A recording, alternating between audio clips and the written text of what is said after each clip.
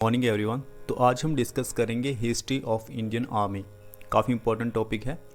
जब हम Indian army की बात करते हैं तो हमें अपने देश की हिस्ट्री यानी कि उसके इतिहास के बारे में भी जानना चाहिए। आप सभी को मालूम है कि हमारा जो देश है वो काफ़ी ज़्यादा दुश्मनों से घिरा हुआ था। हमारे देश में काफ़ी ज़्यादा हमले हुए थे, तो उसी हिसाब से हमें आर्मी रखना ज़रूरी था और कई सारे किंगडम, कई सारे साम्राज्य, राज्यों ने आर्मी भी रखी।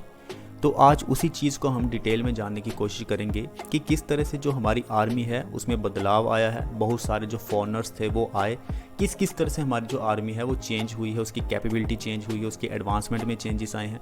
ये सारी चीज़ें हम पॉइंट टू पॉइंट डिस्कस करेंगे। तो आप लेक्चर को ज़रूर सुनिएगा, आपको ज़रूर मज़ा आएगा।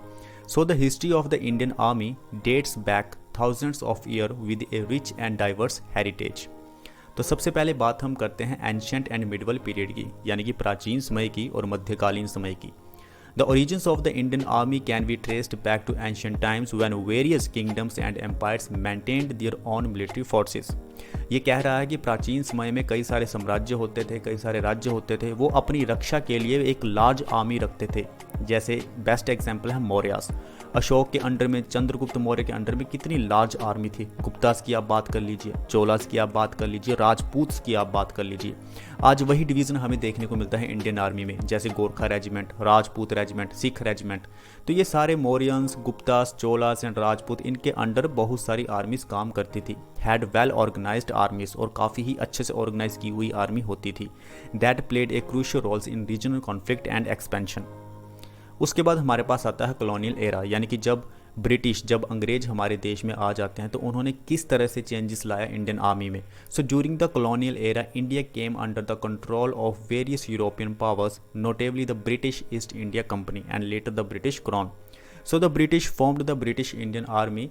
उसके बाद जब अंग्रेज हमारे देश में आए तो उन्होंने ब्रिटिश इंडियन आर्मी को फॉर्म किया। बहुत सारे सोल्जर्स को उन्होंने रिक्रूट किया देश के अलग अलग कोने से। So this army played a significant role in maintaining the British control and engaging in conflicts across the world including the world wars. तो आप किससे भी सुनते होंगे कि जब भी वर्ल्ड वाइड में, वर्ल्ड वॉर में जब हमारे जवान गए थे लड़ने के लिए तो उन्होंने किस तरह से ब्रिटिशर की सहायता की थी।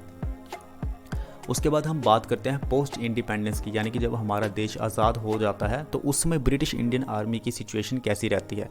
देखिए उस समय दो देश बने थे, इंडिया बना था और साथ में पाकिस्तान बना था। तो उसी हिसाब से जो ब्रिटिश इंडियन आर्मी थी उसका भी डिवीज़न हुआ था। कुछ आर्मी के लोग पाकिस्तान में चले गए और कुछ इंडिया में रह गए। So following the India's independence from British rule in 1947 the British Indian army was divided into the Indian army and Pakistan army. उसके बाद कई सारे चैलेंजेस हमें फेस करने को मिले, जैसे कि Inception including the partition, violence, the integration of princely states, territorial dispute with Pakistan and China. China के साथ, पाकिस्तान के साथ हमारी जो इंडियन आर्मी है वो डिस्प्यूट में रही। काफ़ी सारी चीज़ें जो हैं इंडियन आर्मी ने फेस की। Indian Army has been involved in numerous military operations and conflict, including the Indo-Pak Wars of 1947। Indian Army ने 1947 में जंग लड़ी, 1965 में जंग लड़ी, 1971 में जंग लड़ी, कारगिल का कॉन्फ्लिक्ट हुआ 1999 में। तो ऐसे हमें चेंजेस देखने को मिले। So it has also played an active role in maintaining internal security, counter insurgency operations and providing assistance during the natural disaster. अगर इंडियन आर्मी की हम बात करें तो इंटरनल सिक्योरिटी के लिए बहुत ज़रूरी है। कई तरह की इंसर्जेंसी हमारे देश में हो जाती है, यानी कि घर के भीतर ही हो जाती है, जैसे मणिपुर का वॉयलेंस आप देख रहे हैं। तो इस तरह की इंसर्जेंसी को रोकने के लिए इंडियन आर्मी का रोल बहुत बड़ा है। नेचुरल डिजास्टर कई बार हो जाते हैं, जैसे उत्तराखंड में हमें बहुत सारे डिजास्टर देखने को मिले थे, तो उसमें भी इंडियन आर्मी का बहुत बड़ा रोल रहता है।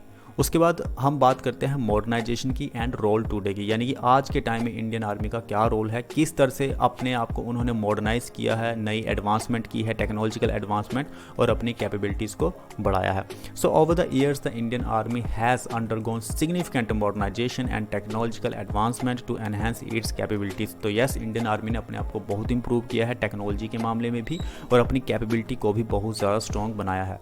So it is organized into various commands and has a wide range of specialized units, including the infantry है, आर्टिलरी है, आर्मोर्ड है, एविएशन है, इंजीनियरिंग है, और कई सारी हमारी मेडिकल यूनिट्स हैं। तो आज का ये है इंडियन आर्मी का role. Sir, Indian army plays a vital role in protecting the nation's borders. हमारे बॉर्डर को प्रोटेक्ट करती है Indian army, maintaining the internal security and participating in the United Nations peace keeping mission. United Nation जो है वो कई सारे piece keeping mission भेजता है दूसरे देशों में, तो उसमें हम भी अपनी आर्मी का योगदान देते हैं, यानी कि हमारी आर्मी भी जाती है उन पीस कीपिंग मिशंस में। The Indian army is marked by valour, sacrifice and commitment to the defence and security of the nation.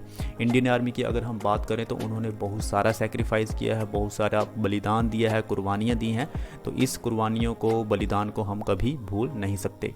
तो यही था इतिहास इंडियन आर्मी का। तो मिलते हैं नेक्स्ट वीडियो में। Thank you.